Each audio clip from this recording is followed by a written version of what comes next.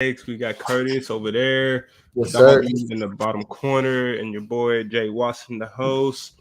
I'm gonna drop a little freestyle for y'all, a little impromptu, real quick. I said, hold up, let's get to it. I said, hold up, this is acapella, no beat. I don't care. I said, Kyler back taking snap. They missed his presence. Dallas eating on the Giants. They went back for seconds. Passionate Dobbs in the building. We teaching lessons. First time we seen Vikings on the moon, they getting blessings.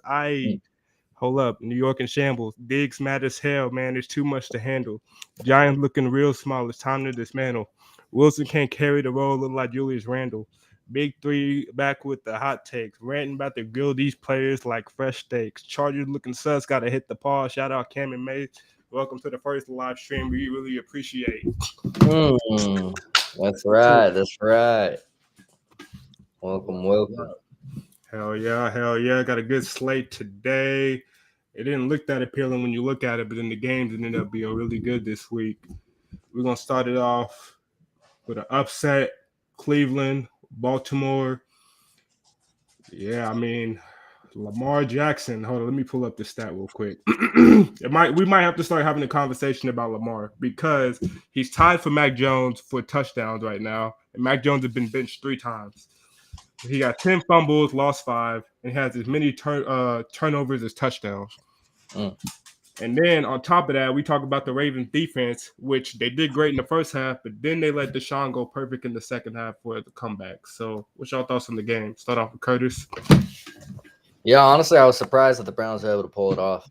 Like you said, they were not able to stop Deshaun at all in the second half. I mean, Deshaun made his contract worth it. This game right here made his contract worth it. Yeah. If he played like this every single game, I would justify the amount that they're paying. I mean, this game, yeah, I would say Browns looked phenomenal. Defense played well, held Lamar, got that late interception for that pick 6. Pretty big in their favor.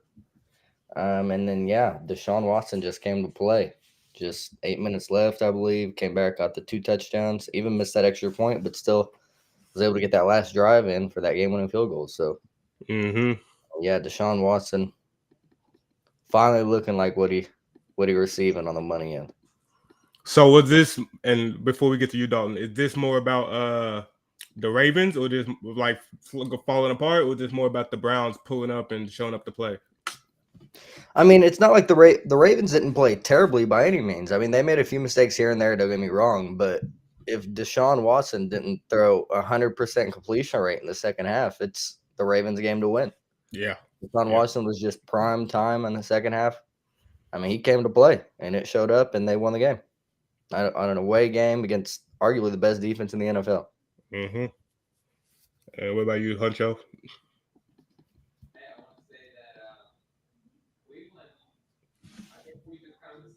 Your mic's off. Yeah, we're not hearing you, boy. There we go. We good now? Yeah. Yes, sir. I had a little blooper there.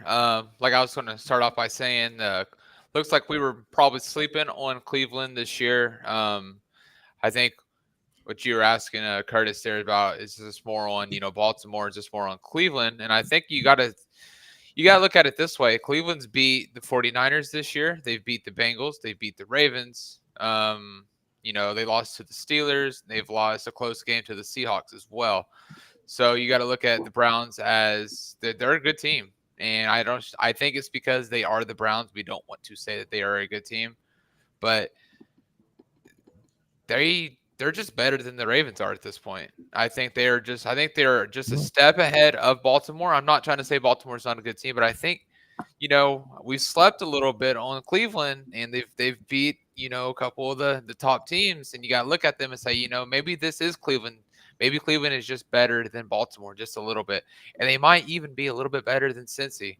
So, I'll double back on that by saying I think Cleveland's defense is probably better than the Ravens. Offensively, we did not sleep. I mean, Deshaun played terrible the first couple games. That was obvious if you watched it. But I mean, they had the potential. We knew, they got the offense. I mean, they're winning the games. I mean, if Deshaun just plays a little bit decent, they probably got an even better record than this. So yeah, I mean, this is the Browns that everyone expected before the season started. Exactly. Yeah. I want to ask the question then. what's really the difference between the Cleveland Browns and the Dallas Cowboys at this point? Because you got two great defenses and you got, a quarterback that has a lot of potential, that can play great, has the ability for sure and the talent.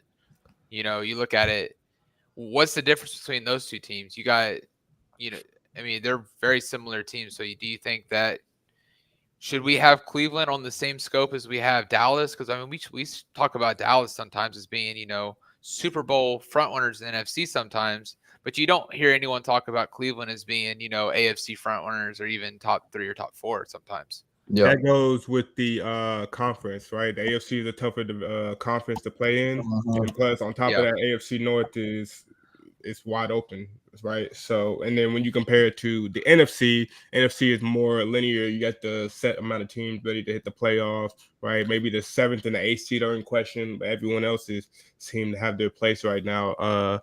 Plus the spotlight as well, right? We know the spotlight the Cowboys have being America's team. They're always going to be pushed in the limelight, regardless. They could be 1-11, and it doesn't matter. They're going to be one of the top teams talked about. So in terms of that aspect of the difference, performance-wise, it's really not that much. I mean, quarterback play, obviously Dak is playing his ass off right now. They got more weapons. CeeDee Lamb, top receiver these last couple of weeks.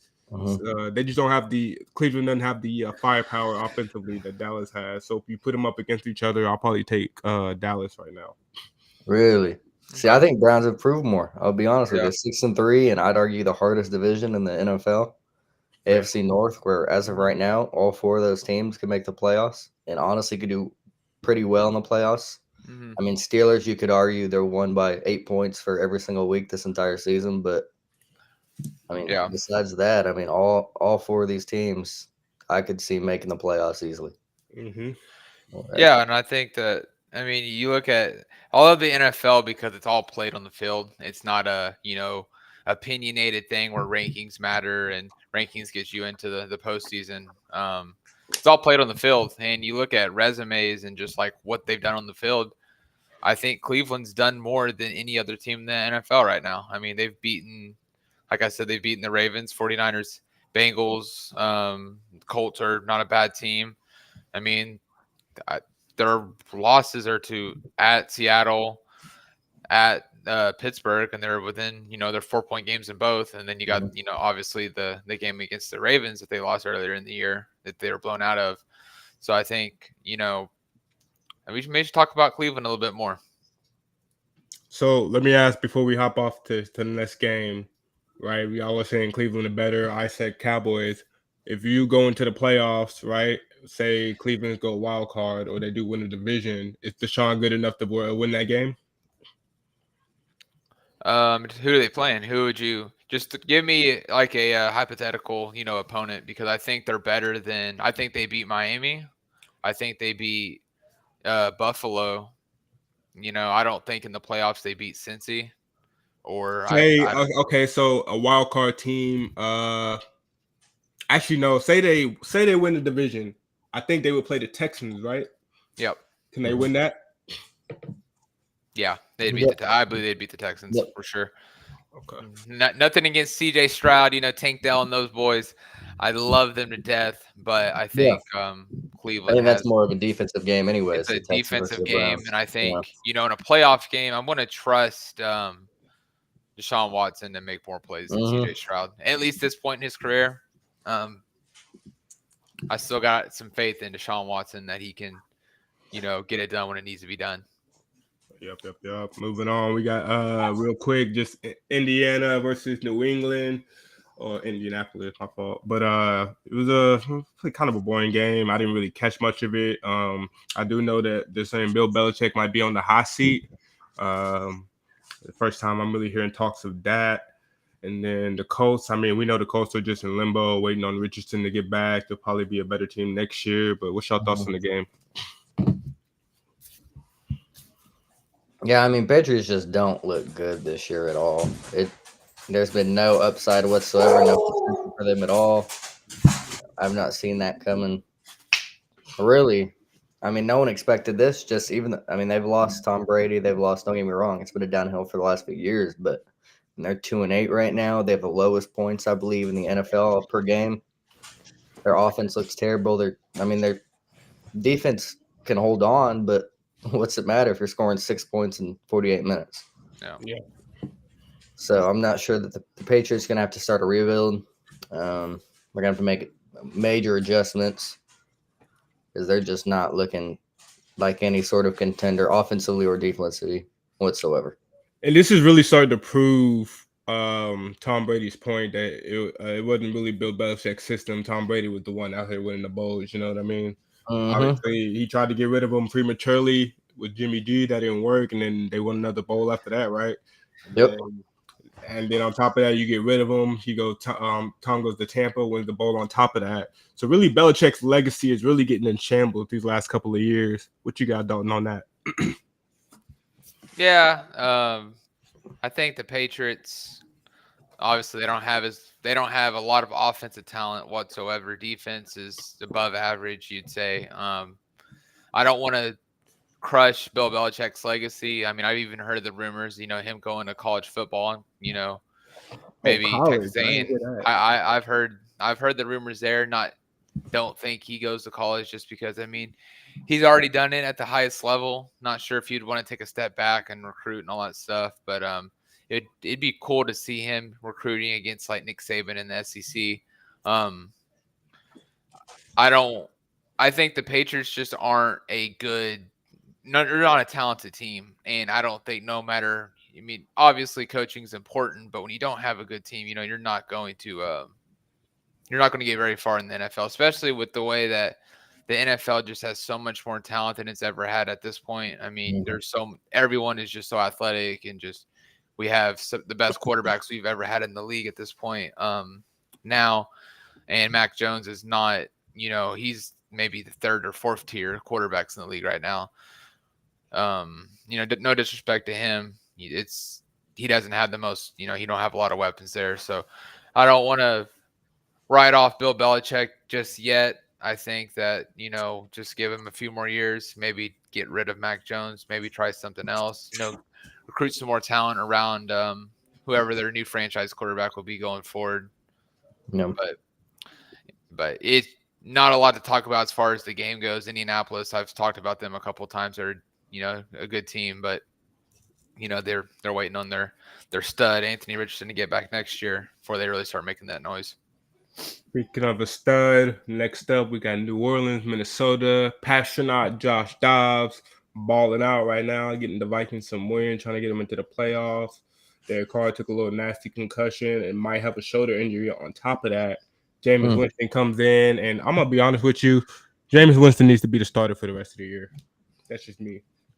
He's electric. Obviously, he had 2 interceptions. Then he had 2 big touchdowns, right? Derek Carr couldn't get a touchdown. That's what you're going to get with Jameis. He's basically a black, or really, he was the first Josh Allen. So, I mean, you know what you're going to get from Jameis. You got all the weapons. I feel like he should be the starter. What's your takeaways from the game? Start, Curtis. Yeah, like you were saying with Jameis, it depends on what Jameis you're getting. I mean, if you're getting that old Buccaneers Jameis before Tom Brady came in, where he was throwing 40 touchdowns but 50 interceptions in a season, I'm not sure I want that Jameis, I'll be honest with you. But, I mean, yeah, go back to the game. The Vikings played really well. I was surprised that, honestly, the Vikings were able to pull this through. TJ Hawkinson, big day. Yeah, I thought the Saints were definitely going to take this one. Ty Chandler finally got his first touchdown of the season, which helped a whole lot. Yeah, but like you said, I mean, Derek Carr's injury, I mean, he wasn't doing anything before he got injured in the third quarter anyways. They were down 27-3 by the time Winston had come in. So Winston put up 12 points, props to him. But, yeah, I mean, he came into a losing game. Alvin Kamara really hasn't been playing like the Alvin Kamara we've seen. You can't really fault Chris Olave and A.T. Perry anymore just because of Derek Carr's poor performance the last few weeks. But T.J. Hawkinson himself had a great game. He had more yards than the entire Saints office in the first half by himself. Mm-hmm. And apparently they work out in the offseason, Joshua Dobbs and Hawkinson, so they already have like a little relationship. Yeah, I mean, the chemistry was definitely there. You could see it. And Dobbs has made it seem like home already. He's made it seem like he lived in Minnesota his whole life. He's been studying these plays his whole life. He's been practicing with these players his whole life. He came in, and it's been such a seamless transition over to the Minnesota Vikings for him, to where they might need to offer him a little bit more just in case Kirk Cousins ever decides to retire or gets hurt again. Just because, I mean, this Dobbs has been – no one saw the Vikings making the playoffs after Kirk Cousins got his injury, plus Justin Jefferson's been on injury reserve. But, I mean, the last 4 weeks, they've had pretty decent wins. Mm-hmm. And they're looking good. So, yeah, I'm surprised. It's been nice. I'm hoping that by the time Kirk Cousins gets back healthy, Justin Jefferson gets back healthy. I don't think Kirk Cousins is playing the rest of the year, though, is he? No, he's out. No, he's out. Yep. We'll see how Dobbs and Jefferson chemistry is there. Just because, I mean, it's hard to – Jefferson's number one wide receiver in the league. It's hard to question while he's healthy. Yep. Right? Yeah, Dalton. Oh, yeah, I think we got to look at Kevin O'Connell. These players have bought into his system. They've bought into the culture there in Minnesota. Kevin is, I mean, he's looking like the coach of the year this year, rallying his team together. Obviously, after injuries affecting this team. Just next man up there. You know, it's almost like the Eagles Super Bowl team from about 5 years ago now. They just bought into the system, and it was just next man up. And, you know, Minnesota's hot. I mean, they're on fire right now. They've had a couple of really big wins over some good teams. Josh Dobbs, I mean, they love him there already. You know, Jefferson hasn't played, in, 5 weeks now, and Minnesota is, they just keep picking it up. Hawkinson looks like, the next great tight end in the league. Minnesota looks good, and I'm definitely I'm proud of Kevin O'Connell's, getting his team to rally together this year, because it could have got bad really quick. They could have been tanking, for Caleb Williams or something, but they didn't, ride themselves off, and they're in the driver's seat right now as far as a wild card spot, and I wouldn't write them off as far as winning the division either. They got 2 games against the Lions down the stretch.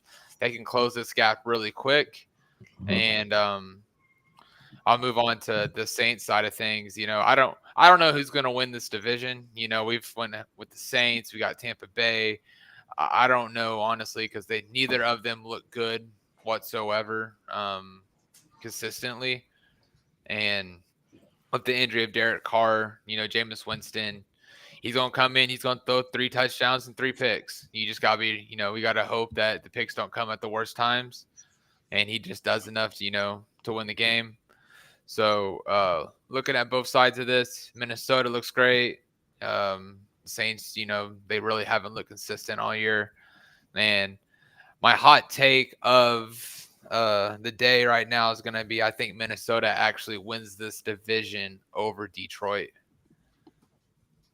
Interesting. Yeah. Okay, we'll get into that one on the Detroit game. But let's walk into demolition job. San Francisco come back off the bye. Brock Purdy has a big day, shoved off all the doubters, but he does have a full lineup. Debo looking good, C-Mac looking good. Jacksonville, I think, let me just double check this, because I'm pretty sure on the list, I just saw they had the 3rd most money in the defense. 3rd most, and they just absolutely got worked on. So, I mean, what do y'all got for the Jaguars? They look good some weeks, but like a bunch of the analysts were saying, like, they just don't look good analytics-wise, so they were still putting their head down on the Jags, and now the Jags are kind of proving why. So, credit what you got. Yeah, I mean, they were 6-2 coming to this game. They look pretty good all season. I'm not sure. The 6-2, I feel like, is deceptive compared to the other 6-2 teams that there were last week. I'd say they were probably, honestly, the worst 6-2 team that there was coming in this week. But 49ers came to play. I mean, this is the 49ers that won a Super Bowl right here. This is what they look like. Except you take out Jimmy G, you put in Brock Purdy, which I do that any day of the week anyways. Their defense was solid, completely shut down Trevor Lawrence. He seemed like he could not make any adjustments whatsoever. I mean, they're blitzing phenomenally. I mean, he just was under constant pressure the entire game. Their running game could never take off. Jaguars' running game could never take off. They did not look like they were going to be any contenders for any playoff game whatsoever this week. They looked horrible, and 49ers excelled. I'd say 49ers might have had the best performance this week. This is what they needed to step back into their mojo, what they were missing. The last few weeks have been off for them. So they definitely needed this week to recalibrate themselves, and it was a good week for them. Don, what you got? Yeah, 49ers looked absolutely, what they should have been. I think this is what, I'm not very surprised of the result of this game, just because, the 49ers, they are, pissed off, had, a few losses that were, heartbreaking. They haven't looked good in a few weeks. So I think they needed this. So they knew this was a must win for them because they know what their schedule is, down the stretch. So I think they played their best game of the season, and that shows us, how good the 49ers are when they play, their best game of the year against, what we thought was a really good, Jacksonville team. And, the Jacksonville team, I think they'll be fine. Obviously they got very young quarterback Trevor Lawrence there, and they ran into probably the best team on paper outside of maybe Philly. So, I mean, I'm not going to, alert myself or get all worried up about, Jacksonville because their division is not the best. Houston is catching up to them, and they did lose to Houston earlier in the year. So, I mean, that's definitely going to be something they're going to have to look at in the next few weeks. I like the game the 49ers played. One thing I want to ask you guys, what did you think of them, almost, risking injury to CJ McCaffrey, bringing him back in, after, Purdy wasn't even in. They're up by 4 touchdowns there in the fourth quarter, bringing him in to try to extend his touchdown streak, to 18 games now or 19 games. I don't remember off the top of my head. I mean, was that something that, was that a bad look on Kyle Shanahan, or is that, them just, treating CJ McCaffrey, how he should be treated? What do y'all think? See, I think they're giving him the respect that he deserves. I'm not even sure that was a Kyle Shanahan move. I think that was a Christian McCaffrey saying, "Hey, I'm feeling okay enough to go in and try to extend my streak. Let me." And them saying, "Oh yeah, no, we trust in you. We got you. We've seen what you've done over the years.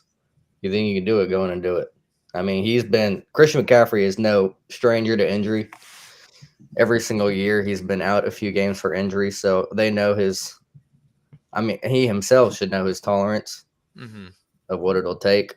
But yeah, I feel like that just shows complete trust and faith that they have in him, to where, oh, hey, he's not 100% now anyways, but he feels like he can continue to play. Maybe we won't get the best Christian McCaffrey right now, but damn it, let's see if we can extend his record a little bit longer. Yeah, I also think that's just the culture there too. Like if Debo had a record like that, or Brock had a record like that, Kyle's gonna be like, "Hey, go out there and get that one more catch, get that." You know what I mean? So I think that's just the culture there in San Fran. And backing off what you said, yeah, giving them respect. Yeah. Next up, never mind. You said what? I'll hold my tongue for now. I'll go say next up we got the rookie of the year right now. It's the Stroud boy. Walk into the jungle, cut the tiger's head off, and walked with it on his back. Joe Burrow. I mean, it was CJ Stroud put up the lead. Bengals had to work themselves back into it. CJ Stroud threw a terrible interception that gave him a chance. But then, I mean, he balled out. I mean, what is there to say? I mean, what y'all got? By the way, before you say it, last week y'all said time will tell on if he's going to be one of the better rookies ever. I'm saying the time is now. That's just my hot take. The time is now. And if he goes into the playoffs, honestly, just a playoff appearance compared to what they were the last couple of years, you take the Texans to the playoffs. D'Amico Ryans has had coach of the year, and CJ Stroud should be MVP. That's my take. Yeah, we talked about CJ Stroud being MVP last week. I brought that up. I mean, that was a hot take I had. I think it's because he's a rookie. They're probably not going to look too deep into it. but he looks like the best. I try to get that off. Go ahead. I think Curtis, you want to go ahead and talk about the game? I mean, the way the Texans are playing now, I think they're going to pass the Jaguars and they're going to make the playoffs. Uh-huh. I don't think the Jaguars are. I think they're an artificial 6-3 team, like I was saying. I'm not sure that they have what it takes to pull off and get the wins that they need to the upcoming weeks to get the guaranteed playoff slot. Whereas the way that Texans have been playing, Texans have been having some difficult games. They had a close one against the Bucs last week, close one against the Bengals last week. I mean, they lost to the Panthers the week before, but I'm going to call that a fluke anyways. The Texans have what they need right now. They've been playing well. And I'm going to say that if CJ Stroud does take them to the playoffs, he could get MVP this season. I think it actually heavily relies on that right now. Because don't get me wrong, he's statistically, he's playing phenomenal. He's playing great games. People are just looking down on the Texans right now because it's the Houston Texans.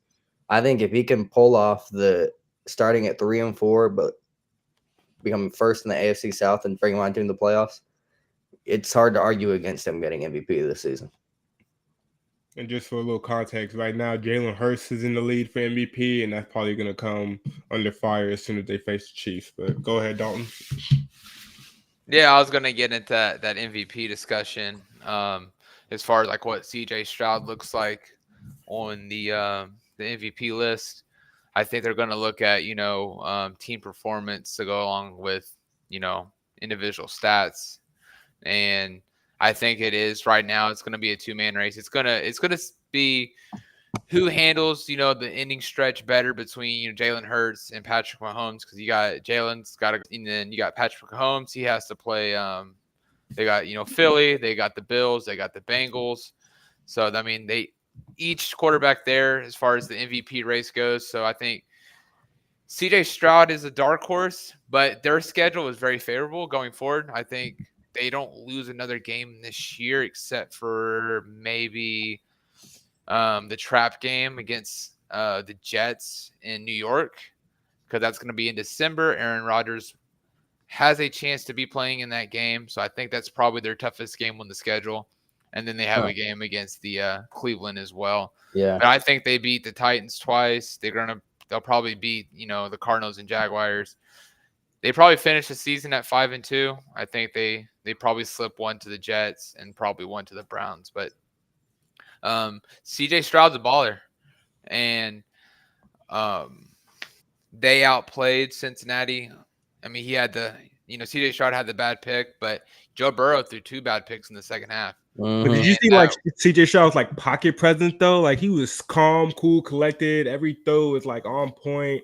Like, he seems like a veteran right now. Yeah. Yep. And he's got, I feel like they just got unlimited like wide receiver talent out there. They just got some young kids. Tank Dell, Noah Brown. Noah Brown played great. Woods is still there. They just got, all sorts of just, weapons for CJ Stroud to, improvise with. And I think the Texans outplayed the Bengals, and I hate to say it because I've been riding Cincy really damn hard this year. Yeah, for sure. I really ain't got nothing else to say for it. I just want to know, is this really cause for concern for the Bengals? I mean, they got the Ravens literally Thursday night. They got the Steelers, who you can't count the Steelers out right now. Jags, Colts, and then Vikings. And then they got they got Chiefs and then the Browns to end the season. So it's gonna be tough for the Bengals. I'm not gonna lie, it's gonna be real tough. You think they're gonna take the division? Do you think they go wild card? What we looking like right now? Well, I mean, this game could have been completely different if Tyler Boyd didn't drop that pass minute before he left in the end zone. Momentum would have been completely different. Really, it was anyone's game at this point. Both teams played pretty well. Joe Burrow needs to start taking a little bit more accountability. I don't think that this has been the Joe Burrow that we expected at all. I really was hoping that he was going to come out looking like how he was the past few years when they've got deep to the playoffs and no one expected it to the underdog Bengals. But you really haven't seen that much this year, unfortunately. Especially, they kind of needed this win this week. They're in the best division in the league. They want to make the playoffs this year. They needed this win this week in order to I'm pretty sure they're the bottom of the AFC North right now. Yeah, they're at the bottom of the AFC North right now with this loss. So I'm not sure that they even make the playoffs. I'll be honest with you at this point. With the way that the Browns, Steelers, and Ravens have been playing. I know Dalton a few weeks ago said that they're winning the Super Bowl. He expected them to go far, but I'm not sure that I see it in them at this point. I mean, they really needed this win this week in order to solidify their playoff spot, and they did not get it. Yeah, it's tough to say. I mean, obviously, we know it goes through the Ravens right now. That could change, obviously, any week.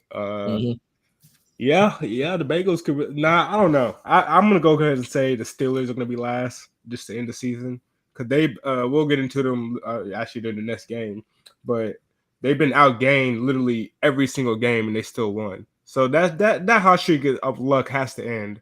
The Steelers are just average. They beat Green Bay 23-19. Kenny Pickett he got to play better. He has to play better. Like this is ridiculous. I mean, we know the sample size. This is almost like when Dak, about 3 years in, you just got to play better. You're not making the winning plays. George Pickens looked mad all the time. Jalen Warren had a big day though, backing up Najee Harris. He didn't look as fast as him, but he still had the same power going through it. Got 101 yards. And also, back to my little defense list, Pittsburgh has the number one most money in the defense, and they're looking like this. So, what y'all got on that? Yeah, I mean, I saw a thing this week that said Steelers game is like a coin flip right now, but both sides are the Steelers. They're actually saying if they're up on the spread, go against them, and if they're down on the spread, bet on them. See, I mean, it's every single game. It's this entire season. All their games have been won by less than 8 points. Every single time they are the last minute kings at the moment. Whenever it comes down to that final moment, they know how to pull through and they get it done week after week after week.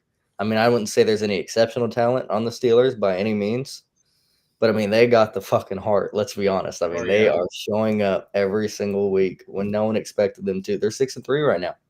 Not a single person expected the Steelers to be 6-3 at this point in the season, but they are finding a way to do it every single week. Of course, credit to Mike Tomlin as well. Phenomenal coach. I mean, they are able to barely pull it through week after week after week, and they're second in their division right now. No, it's crazy. So, crazy stat here. So, if the Bengals win on if the Bengals beat the Ravens on Thursday, Pittsburgh versus the Browns on Sunday would be for first in the division. So, you're looking at Pittsburgh or Cleveland could be leading this division next week if the Bengals win this Thursday. That's how big this week is for the AFC North. That's absolutely insane to me. Do you see the Bengals beating the Ravens this Thursday? Absolutely not. No. Yeah. I'm not sure that I see that happening at all at this point. I mean, I'm not gonna say it's gonna be like a blowout, but I'm just gonna take the Ravens over the Bengals. I'd probably say, if I'm gonna be honest, 31-24. That sounds about good to me. I don't think that's a big enough gap. I think it's got going to be Hey, you know what? We're on the live stream right now, and people are going to be seeing this. I'll put $20 bet on it right now, Jerry, that the Bengals will beat the Ravens on Thursday. Wow. You want to go live? You want to go live for the game? We'll go live. We'll do it. Yeah. All right, $20 on the game right now. All right, bitch. Damn, that's really a heavyweight bout. Like, everyone's been hyping this up. Well, who do you guys think wins that the Cleveland Pittsburgh? I will get in that later. Never mind. I wanted to talk about it. Yeah, it's all good. Next up, Tennessee, Tampa Bay. I didn't really watch much of this game. I'm not gonna lie. I'm gonna let y'all take it over on that one. Cody, what you got? I mean, finally, Bucks come out to win. I mean, I don't know. It's been a disappointing season. It's just, I mean, I'm a huge Baker Mayfield guy just because I've loved OU. And it's hard. I mean, it's because they really haven't changed their roster much besides switching out the quarterback for Baker Mayfield instead of Tom Brady however many years ago. But I guess, what was that, 2 years ago? But even so, like, Mike Evans hasn't really been playing well this year, surprisingly. Their defense is better than I would have thought it was, though, honestly, which is a nice surprise. Is the one good takeaway I would say for the Buccaneers. Their defense hasn't been playing terrible. Rashad White has been playing pretty well as well, stepping up for the Whiteouts that have not been for the Buccaneers. But yeah, Tennessee really could not get anything going at all. I mean, Derrick Henry wasn't able to really play well. They held him out really great. Their rookie quarterback Levi's just has not been playing well either. I'm not sure that he's the franchise option there. They might need to start looking at other options. But yeah, it was. I think it's too soon to say no on him. Really? Yeah. No, Just he's a because pretty of the good guy. situation they're in. It's like Bryce Young almost. Like you're walking into a bad situation, really. Tennessee just traded like two top players for almost scraps. AJ Brown and Byard. They're not in that mode to be winning. It's just a bad situation. I say put some more time on them. Yeah. Huncho, what you got? Yeah, I think we need to give us a little bit more time there in Tennessee because he looked great. His first game playing, he threw 4 touchdowns. So Yeah. I think, obviously, I mean, it's the NFL. Any given Sunday, that can happen to anybody. But I think the Tennessee, not a very good team, so not a huge benchmark for Tampa Bay. Obviously, I've picked Tampa Bay to win that NFC South. I'm going to ride with it because I don't think the Saints look really any better. I think the Buccaneers have the tougher schedule going forward to, win the division. But I think Tampa Bay also has the better team. If Mike Evans would not drop 2 or 3 passes a game, this could be a different damn team. Damn, Mike Evans, man, he's king of dropping 2 or 3, easy catchable receptions. And it's just like those are game-turning, tide-changing things. I don't know if you remember. I mean, he dropped an easy touchdown against Philly. That could have completely turned that game around in the second quarter earlier in the year. Mm-hmm. So, I think Tampa Bay, I think they're the better team than New Orleans. So I'm still going to ride with them. So, hats off to Tampa Bay for getting a W even against a bad Tennessee team. All right, moving on. We got Lions, Chargers, a shootout. Jared Goff is known for winning shootouts. That's his MO. Chargers look great on paper. They suck on the field. They have the second most money in the defense. Asante Samuel, Derwin James. They got Khalil Mack, MVP. They got Keenan Allen. Justin Herbert actually played a great game. Him and Keenan. But that defense just was non-existent. I don't know why. Right? You see the talent on there, you go, "Oh, they were going to be a problem," and they can't seem to put it together.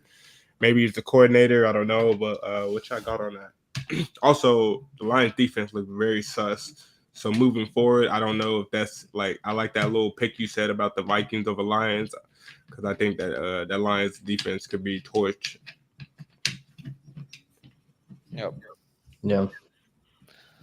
Yeah, I mean, this week, Lions look well. I mean, Golf played pretty good.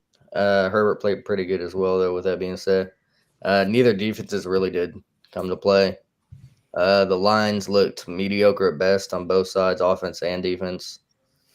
The coaching on Lions, I was surprised that they went for some pretty aggressive plays, the Lions did. Twitter was calling for Dan Campbell's job to be in question after this, right? Yeah, they're saying that he's not much of a coach right now; it's more passion. So, I don't know. I mean, you need passion though. I mean, your guys will rally behind the passion. Jared Goff is giving all the props to him. I mean, what's it matter if a few fans? To be honest, I mean, if your whole team backs you up, what's it matter at that point? But yeah, I mean, Detroit 7-2 right now this week. They're going to win their division. It's seeming like. I'm not sure the way that they're looking right now. They're going to get deep into the playoffs. They're definitely going to need to make some serious adjustments on defense. Their offense is looking well enough to, I feel like, to get something going. But yeah, Montgomery has been a beast down there as well. Gibbs as well, that great pickup rookie. He's finally settling in back in the backfield, setting his place. They ran for 200 yards almost. The Lions That Montgomery run was nasty. What was it, 60 yards? Yep. Yeah, that was nasty. Yep. And Yeah, I'm gonna ask. Go ahead. No, go ahead. I was just gonna say I want to ask. Cause like it's like you said, Lions maybe they don't really do good in the playoff, but I think that offense is more so superpowered that like it's like any given Sunday they walk into that field, they really could blow you off the floor. So Oh, I'm yeah. gonna ask you, Dalton. You think? I mean, they go into the playoffs. Could they make the conference championship just based off the offense alone? Oh, for sure. It just depends on who they line up or who they match up against. I think if Philly gets caught up with Detroit in the divisional round, That'd be we tough. might That'd be be tough. fucked. We Yeah, will be that'd be tough. fucked. I think that if the Eagles would lose a playoff game this year, it will be to Detroit because, we got burnt toast out there on both sides. And I think Detroit is our biggest threat. I think we match up better against, the 49ers. I think Dallas, since we play them so much, we have a little bit better feel for them. We played Detroit the first game of the year last year, and Detroit put up like 40 points on us. Jared Goff threw 400 yards. Swift had a huge day. Brown had a big day. So I think Detroit would be the Eagles' biggest question. So, but I think if, the Lions ran into Dallas, I don't know what that would look like because, you got power against power there. You got probably the top 3 best defenses in the league against most high-powered offense in the league. I don't know how that looks on that end. Really? So as an Eagles fan, you'd rather play 49ers in the playoffs than the Lions, huh? 1,000%. Yeah. Really? For sure. Really? For sure. I'd rather play either. Yeah, I'd rather play the 49ers over the Lions and the Vikings, honestly, because the Vikings have torched us for 3 years straight. Yeah, it's just the Vikings. I mean, we blew them out last year. We did, but I mean, they threw for 350 yards on us this year, and it's just I think those high-powered spread offenses are just it's tough for Philly. But I also think that the versatility of the Eagles offense right now would give the 49ers problems that they didn't know they had, right? I don't care how much you stack on that defense, right? You can't guard everything. If their line is, crushing it down, closing up the run game, we got AJ, we got Smitty, and we got Julio as an emergency. Let Dallas Goedert get back in the playoffs. It's over for you. I'm sorry. But, the Detroit, they could win. They could win a shootout for sure. Jared Goff been to the Super Bowl. I'm never gonna count him out. That's probably the scariest part. That Jared Goff been there before, right? He knows how to get that adversity. So that'd be the only reason why we worry the Lions over the Niners. Yeah, and I think that the Lions have almost no one believes in us kind of thing, and it's a they don't play with a lot of pressure. There's not a lot of pressure on the Lions to go win the Super Bowl. Like, I say in Philly, Detroit, there's a lot of pressure, right? There is a lot of pressure. They haven't been good in a while, right? So now you get this. Yeah. You got a top record. Everyone's thinking Super Bowl in Detroit. I can guarantee that. Yeah, and but I look at them and I look at Philly and I look at the 49ers. I think Philly and the 49ers and the Chiefs, I've watched every one of their games this year. All 3 teams look tense. There is a huge amount of pressure on all 3 of those teams to get to the Super Bowl and get it done. I mean, even Philly, Philly doesn't look like the same team they were last year. They don't look like they're having as much fun. I think it's almost like let's get the shit done this time. But yeah, because we got a target on our back. They did, yep. And I think Detroit doesn't have as big of a target on their back, like obviously Philly and the 49ers do, and then Dallas is always going to have a target on their back because they're Dallas. No. Yeah, I mean, this year is the first year for a while. It's going to be hard to predict what happens in the playoffs this year. First, who makes it in the playoffs, and second, who actually advances far. I mean, there's so many great teams in the NFL this year to where it really is anybody's game. Like last year, it was almost linear. You just kind of knew, like, okay, we got Eagles, we got Niners. Maybe the Cowboys might make that run, and of course, AFC runs through the Chiefs. So, this year is wide open. I feel like the AFC is wide open. Like people are saying the Chiefs, I really feel like it could be one of any teams in the AFC North, barring the Steelers. You could be the Chiefs. Miami could start making a little run. Like it's wide open. Yeah. All right. Yeah, it's Next definitely been a up, fun NFL season this year. next up, Kyler Murray is back. My guy, I love the man. Kyler Murray, OU legend, running around. Y'all see that scramble play he had? Mm-hmm. That was impressive. I was like, that's the full confidence you need in Arizona to be like, okay, Kyler's back, right? Yeah. You coming off an ACL and you do something like that, like I'll tell you right now, I had the surgery. I ain't moving like that. Yeah. Oh yeah. So, hey, It scared me. I won't lie. Dalton, your screen cut. Oh yeah, you good. It scared me. But yeah, Arizona, they're looking good. I mean, there's talks that he still might not stay in Arizona. I don't know if it's the attitude or what's happening there. I really like Kyler Murray in Arizona. I feel like they could build around him. I just don't know if the organization likes him. He's obviously can be better on any other team. What y'all got on that, Curtis? Yeah, I mean, I'm pretty sure Kyler Murray said at the beginning of the season that he was out of Cardinals. He was leaving as soon as his contract's up. I'm pretty sure was the announcement that he made at the beginning of this year, just because he's tired of the culture there, tired of the community there. But back to this game. Yeah, he played like he. I mean, he didn't look hurt at all the way that he was playing this game. He came back 100%, definitely. Like you said, that scramble, he looked incredible, very agile, knew what he was doing. He was staying on his feet. Scared me, but he still pulled it off pretty well. I mean, he had 250 yards, ran for a touchdown. And then Matt Prater is one of the best kickers for a long time. So it's as soon as he came in, as soon as it was time to make the game-winning field goal, you knew it was going to happen. I mean, that 33-yard pass to really end the game to set up that field goal. Yeah, we'll see what happens next year to the Cardinals, because I think he does have one more year left on his contract, which means, and I don't think they're going to trade him, is what they were saying. So I think he's going to be in the Cardinals for one more year. I think if they don't make some serious adjustments, especially on the defensive end, I feel like on the offensive end right now they could get it done. Now I think they're gonna lose their star Kyler Murray if some adjustments don't be made next year. I mean, this year they're 2-8. Nothing can happen for them this year, but yeah, they're gonna have to start looking around, start scouting it out, and definitely make some adjustments for the next year's season, or else they're gonna be losing their star quarterback. Yeah. Yeah. You look at this game, and first thing I was thinking, watching this is, what would Kyler Murray look like, on Atlanta? Because you see Atlanta with all that talent, a different culture there. Obviously, Taylor Heineke just doesn't have, he doesn't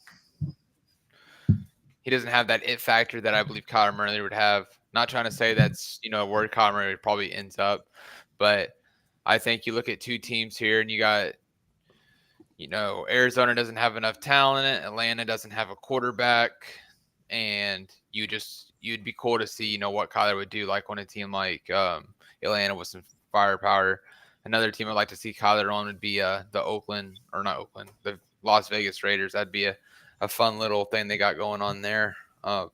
Looking at this game, Kyler Murray, obviously he wasn't, his best self, still a little bit rusty, but you see he's still electric. He's still got the feet. He can still move. He's got some arm talent. I really want to see Kyler, succeed. He had a couple of really good years in Arizona, and at one time Arizona was looking like the team to beat in the NFC a few years ago. So they fell off towards the end of the year. Cliff Kingsbury and that experiment didn't last very long. But I like Kyler Murray. Don't like the direction Arizona's going. I mean, they're going towards huge rebuild there, and I just hope they get Kyler a good home. For sure. All right, we got next up the Commanders, Seahawks. Sam Howell, he's been balling out as a quarterback. I think he's leading the league in passing yards right now. Yep. He's leading the league with 2783, CJ Stroud at number 2, and Tua at number 3. So yeah, Sam Howell's been looking like the guy down there in Washington. His quarterback ratings through the roof these last couple of weeks. 3 300 yards, 3 TDs, still lost. I mean, but you can't blame it. I mean, they just kind of traded away the key pieces on their defense. Geno Smith played a decent game. DK Metcalf going off. I mean, what's your thoughts on the game? I think Geno Smith played phenomenal this week. Honestly, I mean he was the reason that they definitely came back and won the game. Yeah, to come back for sure. Yeah, he had that last game-winning drive, came back. I mean, Metcalf had 98 yards. Lockett had 92 yards. Kenneth Walker had that 64-yard catch and run. Mm-hmm. Yeah, they have so many options on the wide to where Geno Smith, as long as he's fairly accurate, I mean, they're going to get some yards. They're going to get some plays done. I think right now they do lead, or the Seahawks lead the NFL in catch and run yards. Just because, I mean, the size of the Really, wideouts. over the Niners? Huh? They got it over the Niners? I'm pretty sure. Really? Okay. Yeah, I'm pretty sure. I mean, Metcalf, I'm pretty sure still leads this year. Metcalf leads most years. Pretty sure he's leading right now. Okay. But yeah, I mean, Sam Howell and the Commanders did play pretty well. It could have been anyone's game up until they really sealed the deal with that last drive at the end. Howell finished 29-44, 300 yards, 3 touchdowns. It's hard to lose a game when you throw up stats like that, and they still made it happen. So I'm not going to fault Washington's offense for that at all. They came out and did what they needed to get done. Just Geno Smith and the Seahawks keep on making these last-minute drives to where it's working. I counted out Geno Smith. I won't lie to you this year. He could be something up at the Seahawks right now. I ain't gonna lie, I'm a fan of Geno. Yeah. They've been playing pretty well this year. 6-3. It's going to show. I think they could make the playoffs and even win around. What you got, Hunt? Yeah, it's just, death taxes and Seahawks playing a nail biter at the end. I think the Seahawks, they've learned how to win close games, and that's going to be a big deal, especially getting towards the playoffs and in the back end of their schedule here. Sam Howell played a great game for the Commanders. I said it last week, and I'm going to say it again. It's nice that another team, let Sam Howell just dog them, because it makes the Eagles defense not look as bad when he's doing it to everybody else. So Sam Howell, he looks good. I mean, he looks great. And with those weapons, Terry McLaurin, Dotson, Brian Robinson, yeah, he's the problem. Yeah. So I mean, I would think this is a good win for Seattle. I think that the comeback was huge here. Obviously, with that division, trying to keep up with the 49ers, and obviously trying to stay up on the NFC, number 1 seed race. The back end of every NFC team schedule is about to get extremely tight. So we're going to really see who is and who's not real in the next, 2 months. And this was a good step for Seattle to get back on track after getting, embarrassed by the Ravens. Geno played a great game, his best game of the season by far. And I think Seattle, I'm not going to say Seattle's going to win a playoff game this year. I don't think they have enough. I mean, I don't think they would beat Dallas in the playoffs. I don't think they beat the 49ers in the playoffs. I mean, I know they won't. I don't think they beat Philly in the playoffs either. So I don't see them in a scenario that they win a playoff game. But they're definitely gonna make the playoffs for sure, and they have an opportunity to win that division as well. Yep. We moving on to a demolition job. I mean, same shit, different day. Dallas over here beating on the Giants. It's like taking candy from a baby. Giants are just, what's my word? Dumpster fire. Like, Tommy DeVito. I mean, I ain't never heard of this cat. He out here throwing for the New York Giants. So yeah, I just think, I mean, it's more about the Giants flopping as a franchise right now than the Cowboys winning, because they've been beating on bad teams all year. Obviously, Dak played well. Even got Cooper Rush in the game. I'm not even going to dive too much into Dallas. It's more like the Giants just need help, right? Like, they look good. They made the playoff last year. I think Dayball might be an issue. He just doesn't look in sync with the team. Obviously, they're struggling, but at the same time, like even when Jones was there, he didn't look in sync with him. So I mean, what's Curtis? What you got on that? I think the Giants see that the Dallas Cowboys are going to be on their schedule the upcoming week, and they just start shaking. They start getting nervous. They start freaking out. They sweating. Yeah. Dallas Cowboys have beaten the Giants this year alone by 72 points combined. What are they, like 80-17 or something? Yep. Yeah. Because they didn't get a point in the first game. Yeah. Yep. So, yeah. I mean, Giants isn't a good team by any means this year, but just back to back times that they played them this year, it's just been embarrassing.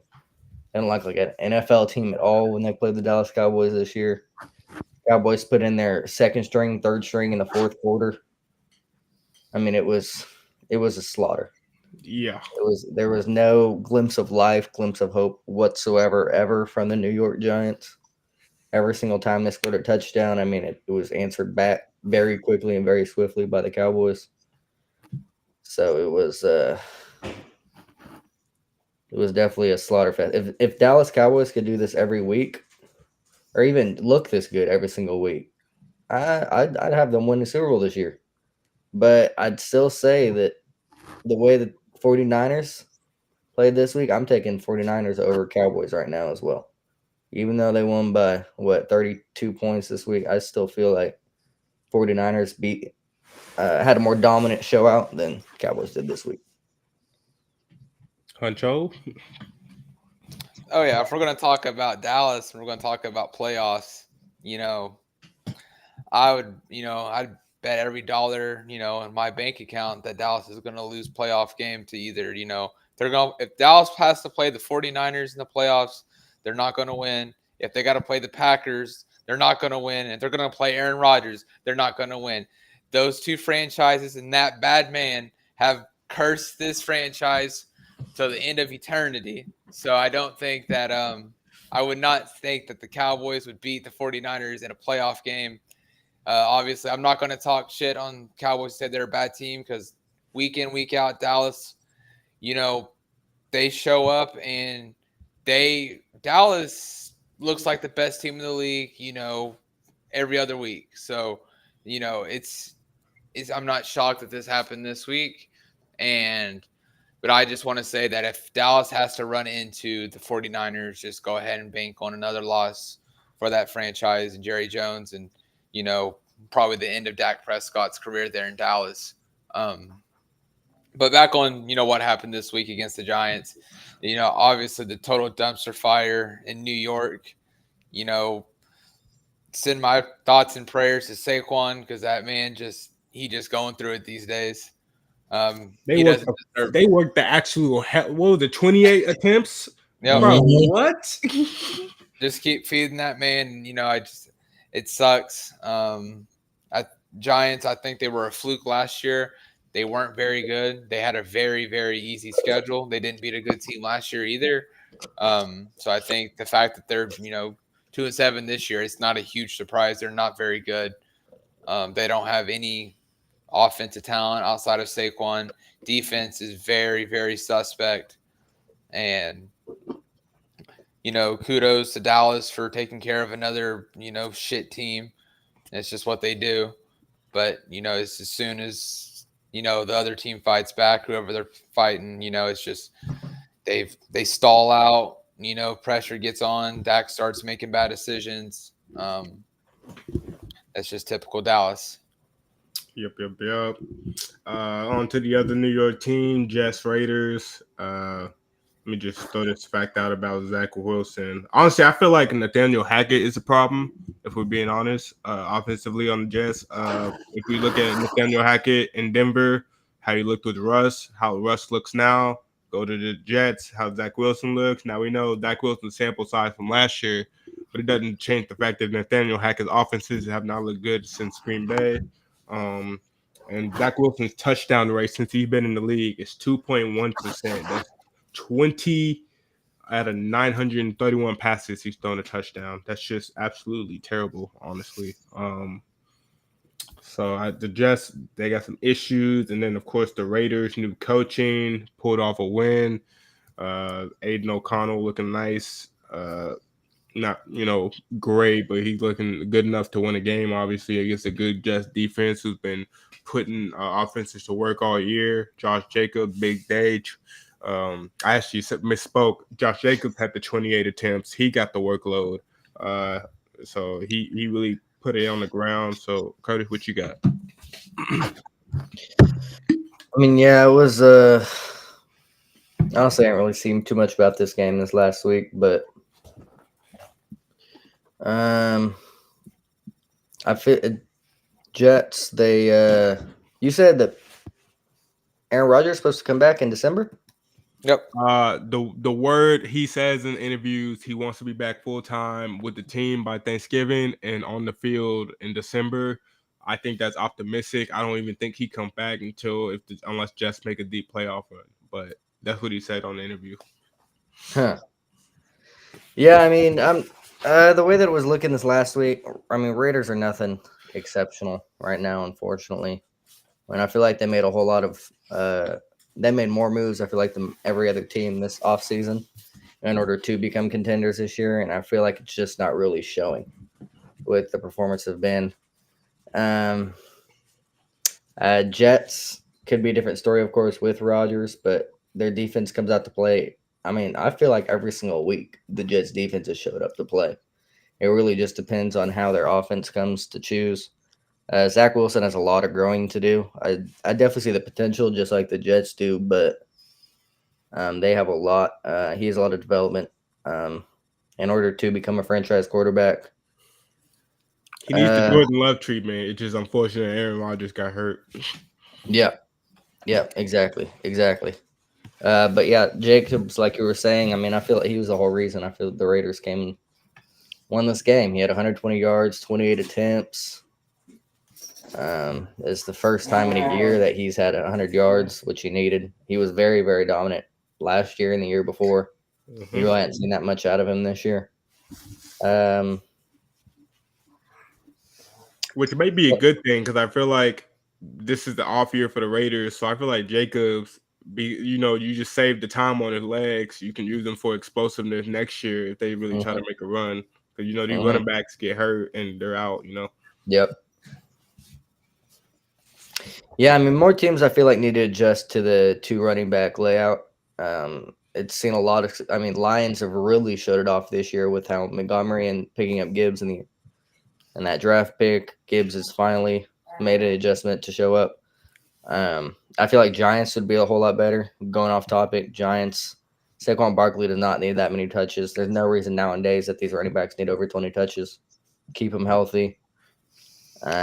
Jacobs is doing the load by himself at this point in that backfield, which, yeah, like you were saying, if they want to make a run, they need to preserve and get some help back there, if we're gonna, in all reality, just because there's no reason at this point you should have a running back that gets almost 30 touches a game. It's not sustainable at all, and there's no way he's gonna be able to do this year on year. I mean, it's what they were doing to JT. I mean, he got hurt. I mean, now he's back, obviously, but yeah, they were running him to the ground. Joe. Yeah, I think the Zach Wilson experiment, damn, it should be over by now. But, I don't know what Robert said. I don't know what kind of blackmail. I saw a tweet about that, about some sort of blackmail that Zach Wilson has on Robert Saleh, but there's a reason why that man is sticking with Zach Wilson. Well, who's their backup? Because they don't even have a backup for Wilson, right? Or let me see. Oh, hell, they go get Colin Kaepernick.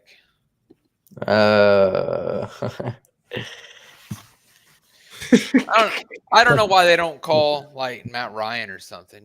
Somebody that could come in, bring him out. They really should have gotten Dobbs when he was on the market. Yeah, because with that defense, this team is still. I mean, you look at the Jets, and you're gonna call me crazy, but you look at their schedule.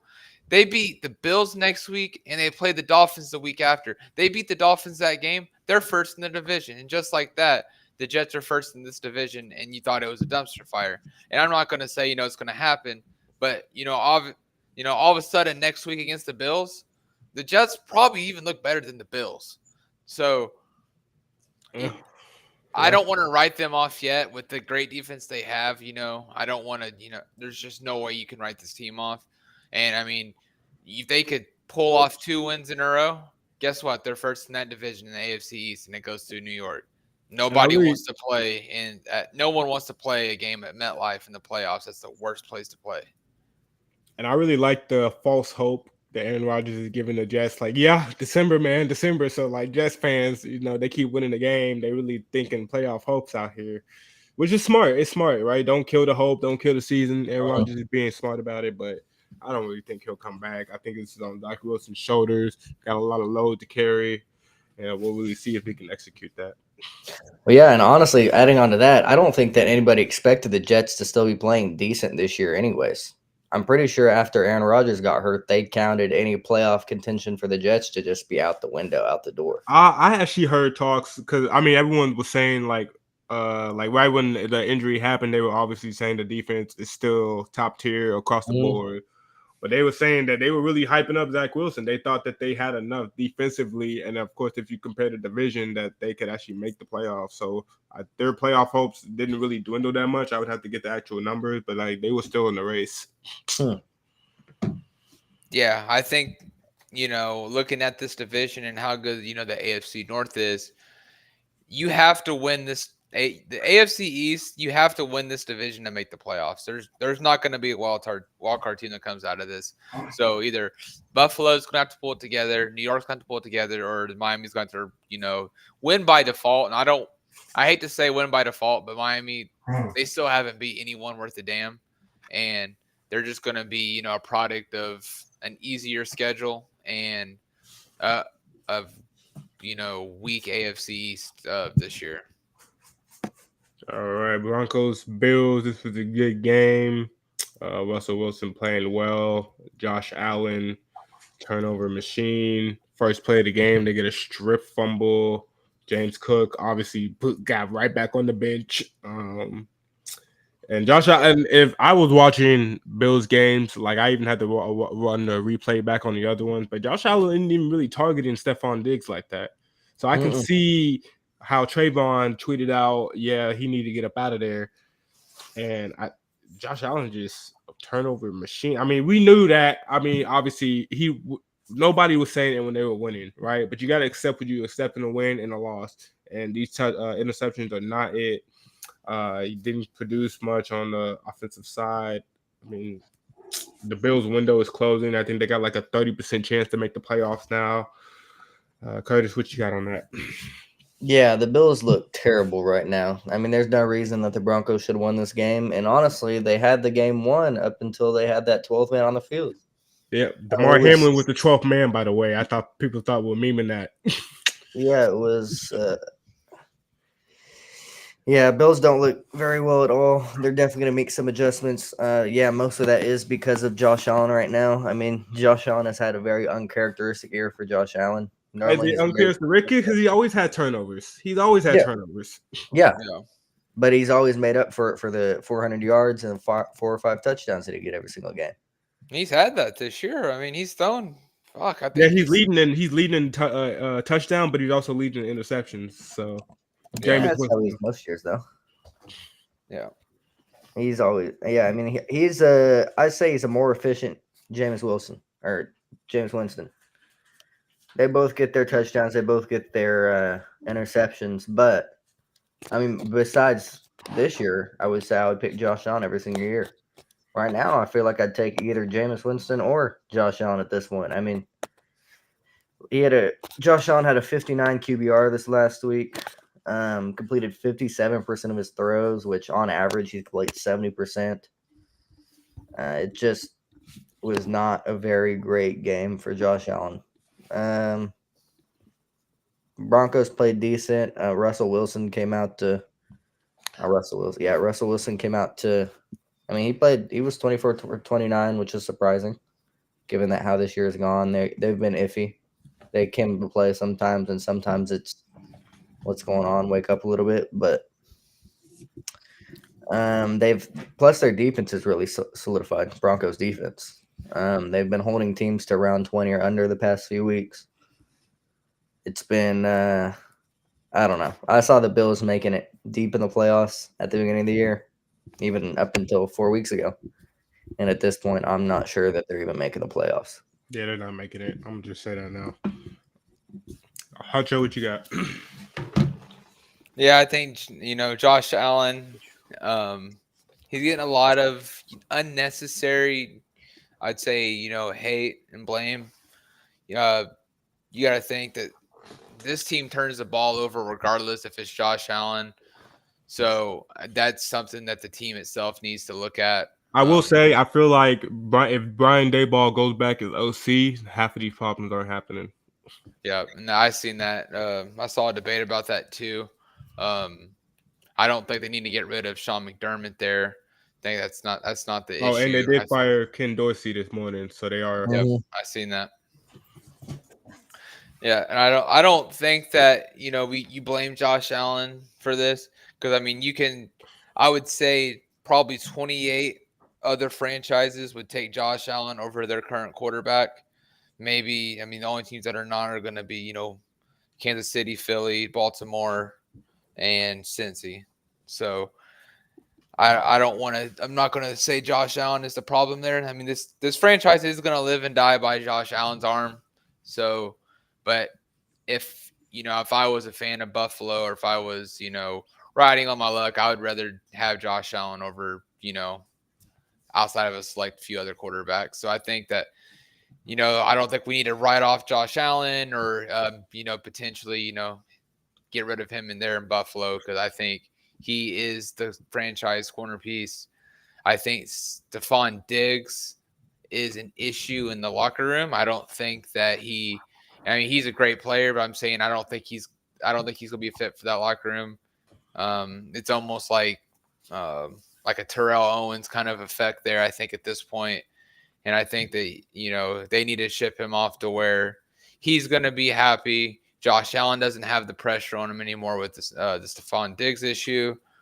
And I think this franchise would probably go to new heights. I mean, this team has been so close so many times. I mean, I don't think that we can write them off just yet. If it wasn't for Patrick Mahomes, Buffalo probably would have won 2 Super Bowls already. All right, that will wrap up NFL Sunday with the boys. Next, we got our hot debates. Now, I'm going to make a challenge for you guys. I'm going to call it the Hot 90, 90 seconds to make your point. We're going to see if this works. If not, you can go over. But I feel like if we can round that up into 90, get our best takes into it.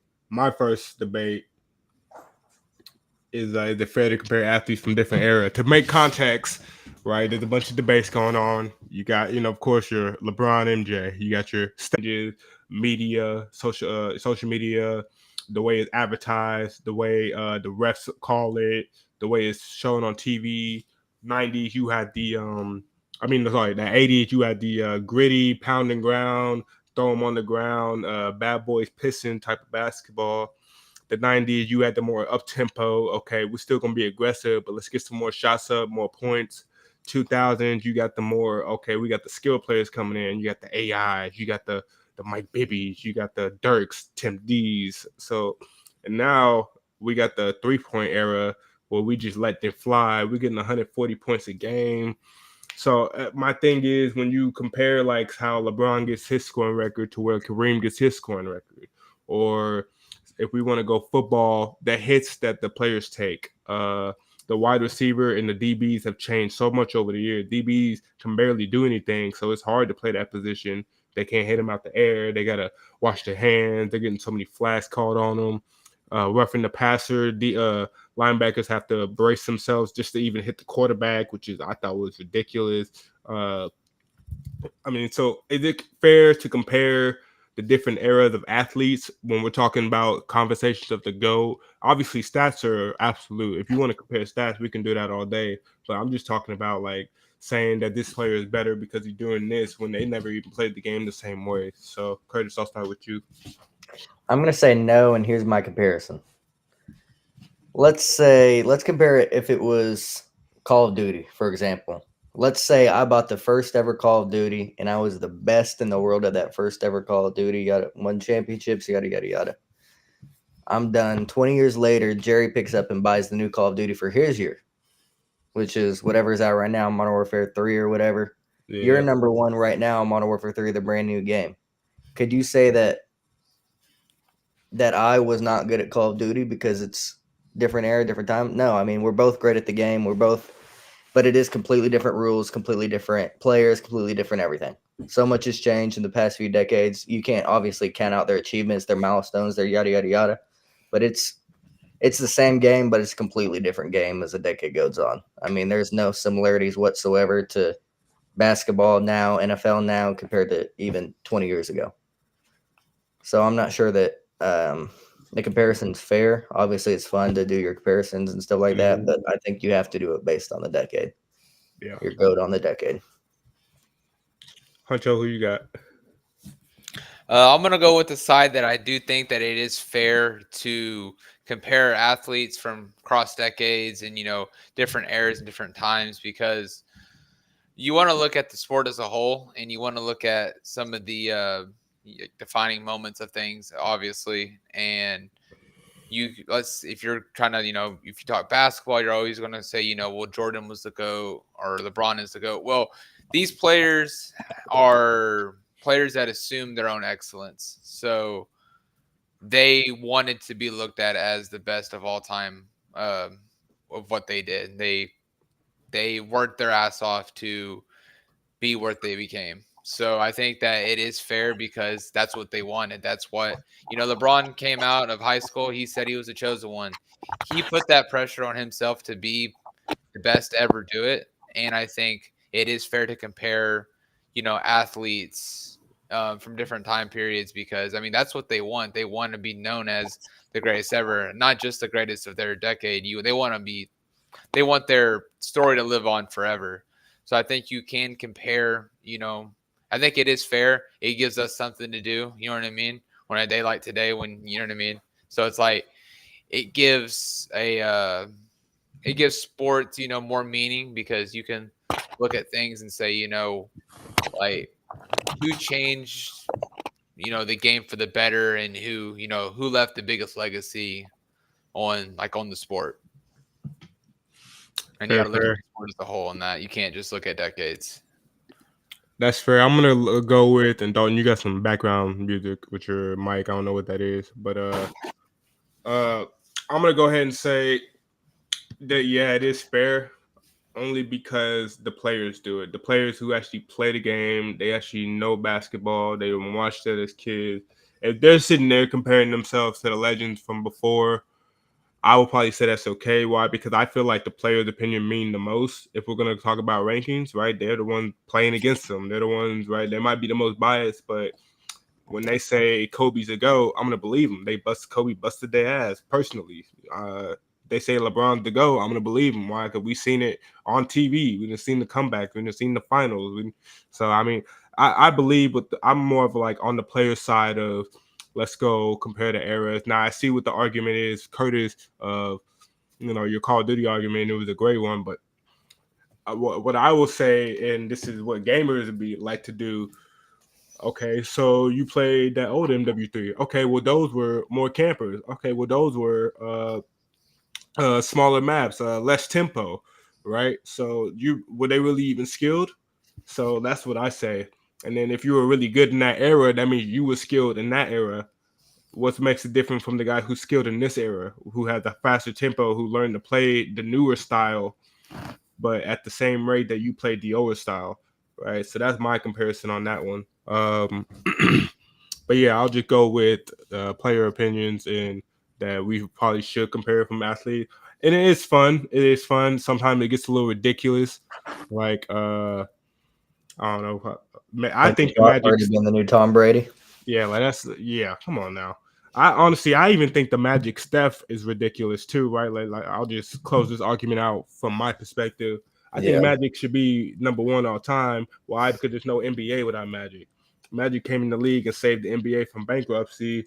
Has Steph Curry done that? Nah, but Steph Curry broke a lot of 3 records, so he should be number 2 and stay in number 2. But Magic saved the actual NBA. So I don't even know if that's even a real conversation, but people like to compare it anyways. I just thought it was ridiculous. But that's just me. Curtis, what you got on yours? Yeah, so I got is NFL cap salary corresponding to the amount of wins that a team gets. Gentlemen, if we were to guess real quick, who has the highest total salary cap right now in the NFL? Cleveland Browns. It'll be the LA Philadelphia Chargers. Eagles. Wait, what, really? Philadelphia Eagles have the highest salary cap right now in the NFL. Yeah. Okay. But with that being said, the lowest, which is about 15% lower than the Eagles, is the 49ers. Okay. Which is, it caught me off guard, honestly. With that being said, 49ers do have $40 million available to increase their cap sizes next year. But, I mean, top 10 teams right now in the cap will be Eagles, Broncos, Panthers, Bears, Steelers, Raiders, Bills, Texans, Bucks, Giants. I'm not sure. Eagles have done exceptionally well with their cap size. I'm not sure that any of the other top 10 teams in that cap size have really been playing well enough that the money shows. I mean, I saw something online that says the only reason that the Eagles are playing well right now is because they have the most money involved in their team. Yeah, don't get me wrong. Eagles have been playing well, but Broncos have not really been playing well for the second most cap size team. Panthers have, I mean, there's no point in even mentioning the Panthers or the Bears. Steelers have done decent, but I mean, they're the fourth paid team in the NFL. You would expect more. I'm thinking more it's right now with active, though, with the active cap space. Bengals leads it. I think that shows. I mean, as long as Bengals come out to play, they do look well. And then at the bottom of the active right now will be the Green Bay Packers and Giants. Oh. Green Bay Packers and Giants are, I would argue, terrible teams right now. Definitely on the come up, but right now their active space. Listen to this: the Bengals have $205 million of active cap space. The Packers have $125 million of active cap space. I mean, that's a 40% jump. So are we corresponding right now? I'm saying is active cap space a direct correspondence to your team playing well? So You got it? yeah, I'll go and say, like, if this was baseball, I would say unequivocally yes, because baseball doesn't have a cap, and the Rangers just won the World Series, who spent the most money on their team, right? That was literally talked about all season, pay to win for the Rangers. I don't care, we won, so fuck them. But if this is the NFL, it's any given Sunday. I feel like we have enough skill players to where that doesn't matter. Yes, you want the best players, but it's also if you draft good, you can keep those underrated best players for a while now, and like you wouldn't even know that they're like you don't know that they're that great until the contract hits, right? Like you'll see these players get the 80 mil. Oh, he's worth 80 mil. Oh, let me look at it. Oh, he got the stats. Okay. So that's why I feel like that really correlates to. See, but you don't expect, obviously, if they put the rookie plays well for the first 4 years, CJ Stroud's going to get a near max, probably a max contract at the end of his rookie season. Oh yeah, no doubt. But at the same time, they drafted him. Yep. So, and they also drafted Tank Dell. Noah Brown with a Cowboys pick that they got out the free agency. So, I mean, it's more. I feel like the NFL is draft based, right? You can pay the best players, but a lot of players are gonna take pay cuts if they really want to win a chip. That's proven. And also depends on the city, right? Like obviously the California team is gonna have the higher space. Texas, I think you said Miami, so Florida. Yeah, it's just football wise, I would have to say no, not really. Because if, like I said, Jaguars got the third most money in their defense. You definitely didn't see that this week. Pittsburgh has number one. They're iffy every week. Yep. Chargers have number two, and you know what they've been looking like all season. So if we're gonna talk, I mean that's just the defensive side. Obviously, we know what the offense brings on those teams, but yeah, I'm gonna go say no. Dalton? Yeah, I'm gonna go ahead and say yes and no. I'm gonna say both. I'm kind of contradict myself when I say this. First, I want to say that the NFL is a capped league, so each team is off. Each team gets $256 million to spend freely. They can't go over that, so it's a good thing because it protects the big market teams from completely dominating. Like baseball, usually the bigger teams dominate. You know, your Chicago's, I'm not gonna say Chicago, but your New York's, typically your LA's, teams with more market share. So the NFL obviously it's a cap league. You look at the salary cap usage. I want to say one thing about Phillies. One of the reasons their cap space is so, they've spent so much money is because they've had to pay, Jalen Hurts recently. So the way that works is the NFL cap space, it goes up every year. And, Jalen Hurts is a product of getting a newer quarterback contract. So he was able to get more money than, Patrick Mahomes was, Lamar Jackson was, just because he signed his contract, even a year later so I think that's one of the reasons. But you look at, like you were saying, as far as like success goes, teams that are paying their quarterbacks that kind of money typically have a good quarterback. Mm-hmm. So it does usually contribute towards success. That's why it's always so important. We talked about, to win a Super Bowl or, get what you can out of your rookie contracts. Like winning a Super Bowl when your quarterback is still under his rookie contract, because you can pay, you can use so much more cap space on other things. You just sign, supporting cast players for your quarterback. Houston's going to have a shit ton of cap space for the next 2 or 3 years. They can go get the best free agent to pair with CJ Stroud until his rookie deal's up. So I think, those young quarterbacks in their Super Bowl window, it's important to try to get everything you can out of it. And then, like you were saying, though, I do think cap space does have to do with winning, because you're typically going to pay your quarterback to go win you football games. So your higher spending teams are paying a good quarterback to go win them games. Yep. Well, here, back to what you said. I know y'all said the Cleveland Browns y'all thought was first. Cleveland Browns actually have $35 million available extra to spend on them next year. They're in second right now. The 49ers have $40 million available to spend next year. I think as long as both of those teams can make some pretty big moves off this offseason, I think 49ers might be back in the Super Bowl, and I think Browns might be 14-3, 13-2, somewhere around there. I will note that the 49ers is probably only because they haven't paid Purdy. Now, I don't know when Purdy's contract is up, but like once that quarterback contract hits, Yep. Changes everything. I think he still has a couple more years of his rookie. Is it? Let me see that. He's just he's a second-year player right now, so I believe he's going to have I believe the rookie contracts are 4 years and then the team option for the 5th. So that's 5 years. But yeah, like you were saying, with that contract that they just gave to Jalen Hurts, I mean, Eagles have no money as of right now. They're going to have to get rid of some people if they want to pick up some people. Yeah, and they signed A.J. Brown too. I mean, I feel like for the Eagles, we signed the long-term players that we have. Most of that contract are from the aging players that are about to leave, right? We're probably going to lose maybe 2-3 great players in the offseason. Hopefully not, crossing my fingers. But like once they leave, though, we're going to have a lot more space to go out and get them. So, I mean, it's more of it's a time thing on the Eagles, right? Like if Kelsey and Cox retired, right? We know what their contracts are. That's a lot of space we can go in out and refill those positions.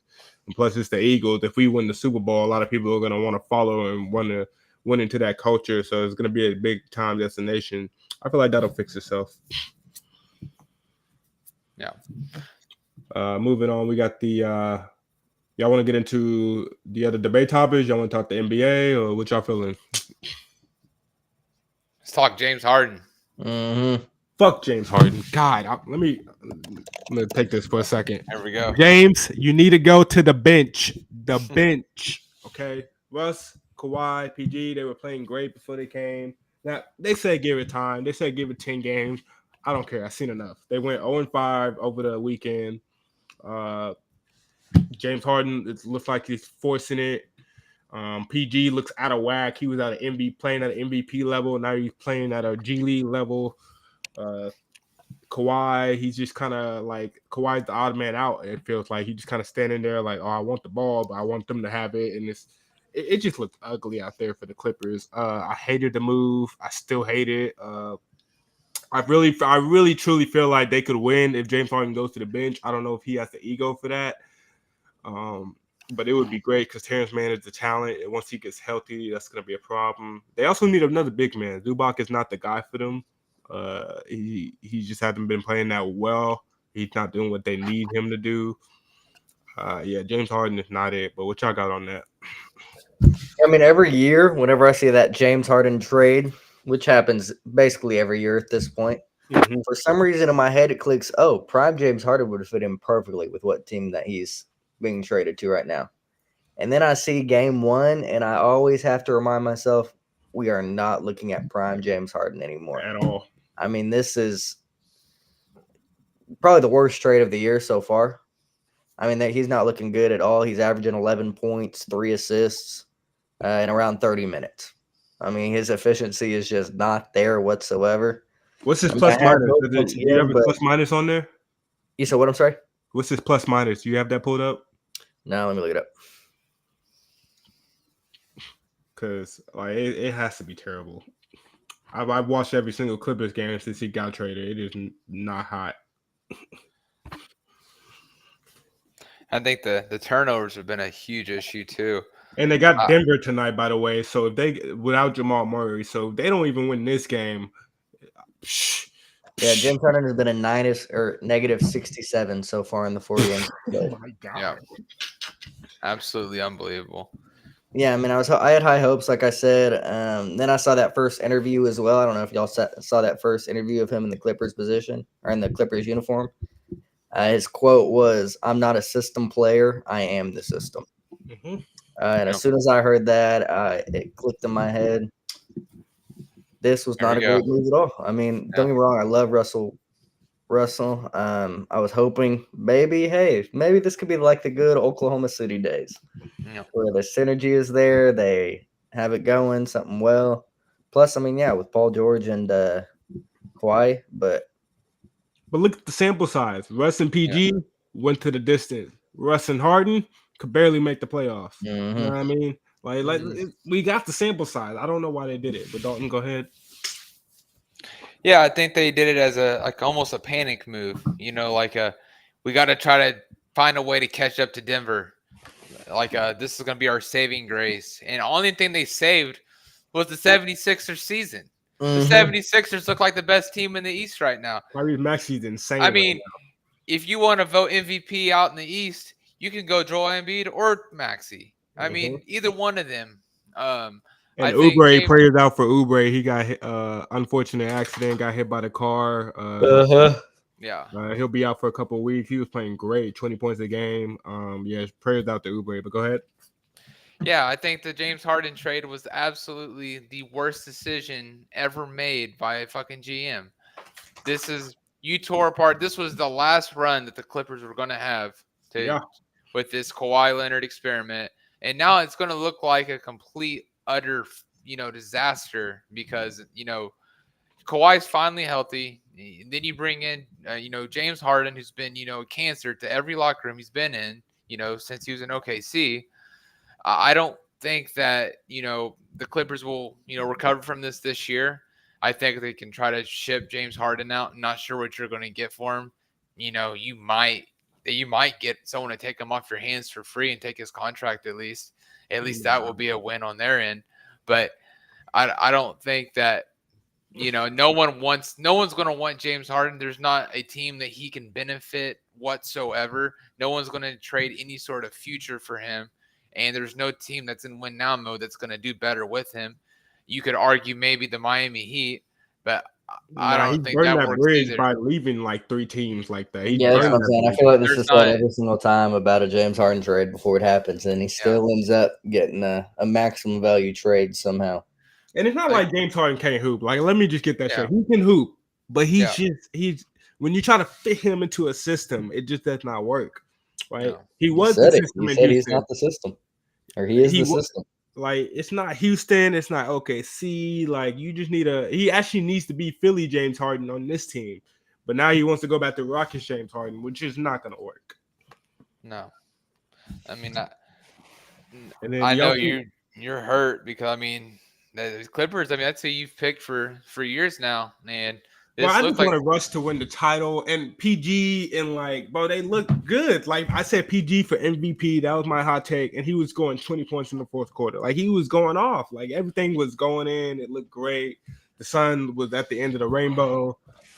But yeah, I don't know. I'll give it like 5 more games. Really, I want to see if they can't beat the Nuggets tonight without Jamal Murray. Yeah, I don't know. I don't see them beating the Nuggets tonight at all, even without Jamal Murray. Really. Even if Joker mean- gets hurt, I don't see them beating the Nuggets tonight. yeah. Did y'all see the quote with Zion? I did see. Yeah, I don't know. I saw something about it on Twitter today. Well, basically, Zion was asked, "How do you feel like performing over the years?" And he was like, "Yeah, my teammates talked to me last year about buying into the program, and I feel like I've been doing good at that, and this, that, and the third." He hasn't bought into the program since he got drafted. He's always wanted to go to a big market team. He ate his way out of like 2 seasons. Like he's had the potential to be a 30-10 every day, a walking 30-10. He just doesn't have the interest in the game. Obviously, he doesn't like New Orleans. So I don't know if it's the team, if it's the coaching. I don't know. But if you're gonna sit here and talk about buying into a team, you're a goddamn NBA player. I know about 1,000 dudes who are just as talented as these NBA dudes that'll take your spot right the fuck now. Right. So I actually hate the idea of this man half-assing it in the league. I get he has the talent. He has the plethora of abilities to really go out there and kill. But when you sit there and like you're bringing down the team, like I guarantee that locker room is not good after that interview. Like he like I maybe might be buying into the team. Like what? Fuck you, NBA player. You get paid millions of dollars. Like they, Bro, I they will, I count, they're will wrap counting off on my you. E with everything you in the world to go take your place right now. I don't care if I don't Yeah. score a point. And I mean, I don't think a big market team's going to save him. I mean, he's a lazy, like you said, he's lazy, and he's not going to buy into the culture of the Los Angeles Lakers. He's not going to go out there and work hard and be dedicated towards a championship. I mean, that's not what he wants. The big city lights and obviously the flash and fame, the money that comes with it. Which I mean, I understand that part of it as well. But I mean, as far as like you were saying, the buying into a system or working hard to achieve this goal as a team, he's definitely he's full of it, and it's sad because it's just another one of those highly talented players that won't ever get to live up to their potential because they limit themselves. Yeah, he's a perfect example of a natural talent guy. Yeah, I mean, if he had a little bit of hard work as well with that natural talent, he would be one of the best in the NBA right now. Yeah. But he's just had year after year after year to prove that he's not willing to make that hard work happen. Yeah. All right, we're gonna end it off with this small little debate real quick. We got a little sample size of both Chet and Wemby. Chet versus Wemby look like a good rivalry coming up. Do they play tonight? Is that what I saw? Yeah, they're playing each other right now, actually. 39-37. But Chet Wemby in the future, off the sample size we got, who y'all taking? I mean, Wemby's been playing pretty well this year. I was able to see a Thunder game in person this year, but I've been seeing some of the highlights of what Wemby's been doing. Wemby's averaging 20 points a game right now, which is pretty good for a rookie. Yeah. He's still playing a decent amount of minutes as well. He's getting his 30 minutes. And credit to Pop real quick. Like Pop is coaching the hell out of him. Like I didn't know how he was gonna implement him in, but him and then Jeremy Soccer like double teaming on him. Like it didn't look like Wemby's the only starter. Like credit to Pop on that. Yep. Yeah. Oh yeah, 100%. Oh no, go ahead, Curtis. Yeah, I mean, right now they're even in blocks. They're both tied for third for blocks right now. Right now they both have how many rebounds they both got? Yeah, I think Wemby was second in the running for Defensive Player of the Year right now. Yeah, I mean, he's playing great. Yeah, Wemby's second as well right now in rebounds. Chet's 36. I think Wemby does have the edge right now. I mean, obviously the year's still young. Seems still early.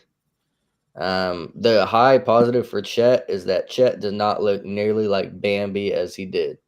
I mean, that boy looked like little wind. Turn down the AC now. Chet's playing. Like you, Yeah. like he looked literally like sticks and bones before the season started, and he's putting on some weight, which is nice. He's looking much better. But Wemby is everything that we expect him to be as of right now. I mean, he's been playing great for this first 10 games first few games in the NFL. So NBA. So it's been a nice surprise. The hype is like we're going back to Zion. I mean, there was so much hype behind Zion just for it to never really transpire, unfortunately. Yeah. But Wemby, there was plenty of hype, and he's living up to the hype right now. Every single bit of it. Change, and I think as of right now, I think Wemby's going to pull through and get the Rookie of the Year. Okay. Huncho, what you got? Yeah, I mean, I don't want to take any, spotlight off Chet because I mean he's played great. Obviously coming back from an injury, you wanted to see, what he would look like, at game speed. He's played very great this year. Great defensively, and obviously, I mean, he's got a little bit of a shot as well. But I got to go to Wemby as of right now. And one thing I do want to say is, with, Popovich as his coach, he's going to go so far because I mean he's in the right system, he's going to hear the right things, he's going to have the right lifestyle, there's no buying into the system, there's no, like you were saying, James Harden is the system. Greg Popovich is the system of the NBA.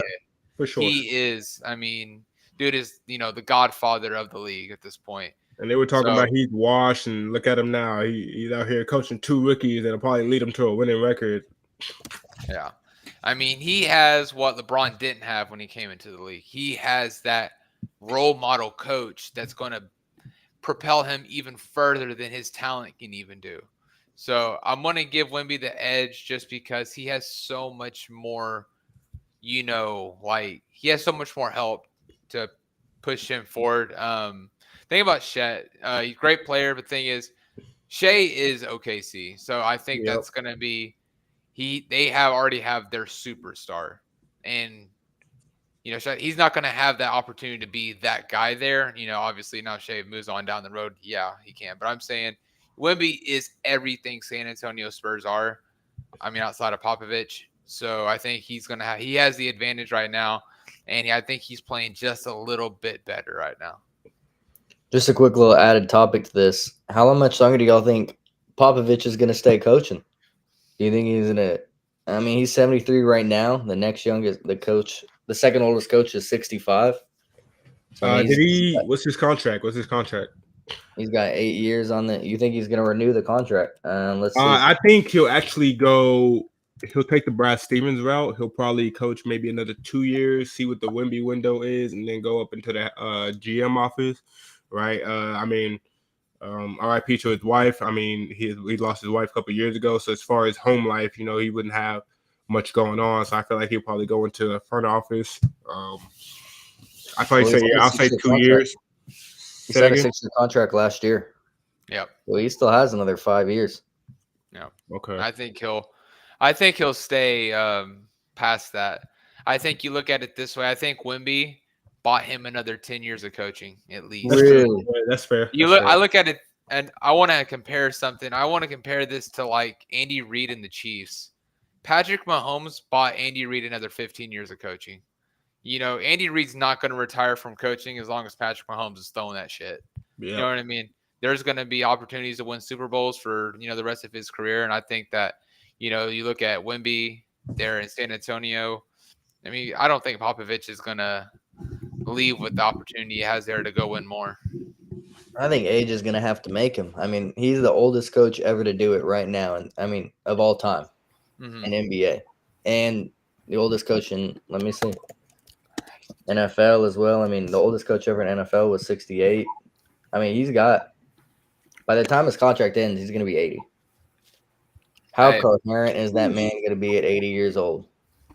I mean, You I know? guess we can just compare that to Jerry West. He was up there until he was like 80 or something. Yeah, it's like Phil Jackson. I mean, they just brought him. Yeah. Phil Jackson came back. He knew there was going to be a chance to go win some, some championships. He's going to come back. Yep. Anybody got any other last minute additions? That's about all I got. Yep. Successful episode. Got a nice little upcoming NFL week. Who knows? We might be live Monday. It's Eagles Chiefs. That's a big game. If y'all want to go live, let me know. It's a huge game. But yeah, I ain't got nothing left. Just a little night at the office. Signing off. Catch y'all later. Sounds good to Peace. me. Yeah. Good talks, boys. I'll